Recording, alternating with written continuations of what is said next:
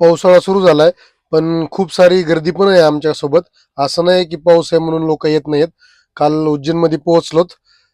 घाट आरती कितीही पाऊस असला तरी पण घाट आरती थांबत नाही. पाऊस येऊ, वारा येऊ, तुफान येऊ, करोनामध्ये सुद्धा जी घाट आरती आहे शिप्रा नदीची ती चालू होती. आणि काल पण आमच्यासोबत तसंच झालं.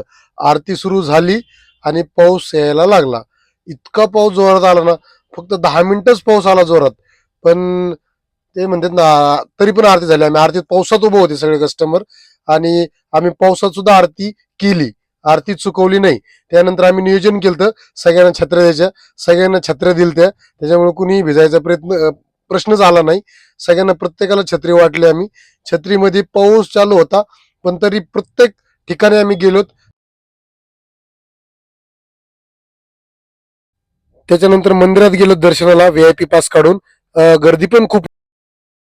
20 ते 25 मिनिटामध्ये आमचं दर्शन झालं, कारण VIP जास्त टाइम लागत नाही. आणि ते दोनदा दर्शन झालं आमचं, आणि खूप चांगलं झालं दर्शन. सगळेजण एकदम भिजले होते तरी पण खुश होते, कारण महाकालचं दर्शन घ्यायचं होतं. सगळ्यांची मनातली इच्छा होती. असे खूप सगळेजण पहिल्यांदाच आलेले होते, त्याच्यामुळे खूप एक्सायटेड होतो आम्ही. खूप मस्त मजा केली, सगळ्यांनी एन्जॉय केला, दर्शन वगैरे केलं. दर्शन करून बाहेर आल्यानंतर फोटो वगैरे काढले. आणि जास्त पाऊस असल्यामुळं कॉरिडॉर वगैरे बघायला पण आम्हाला जास्त गर्दी नव्हती. मग सगळ्यांनी कस्टमरनी फोटो वगैरे काढले, आणि खूप छान अशी ट्रिप झाली आमची. आम्हाला पण भीती होती की जास्त पाऊस आला तर कसं करायचं, काय करायचं. पण पहिलाच अनुभव होता पावसातला, तो छान झाला. दर्शन वगैरे सगळ्यांची छान झाली. कस्टमर पण नाराज नाही झाले. सगळ्यांनी आनंदाने दर्शन घेतले आणि फिरले पण सगळे.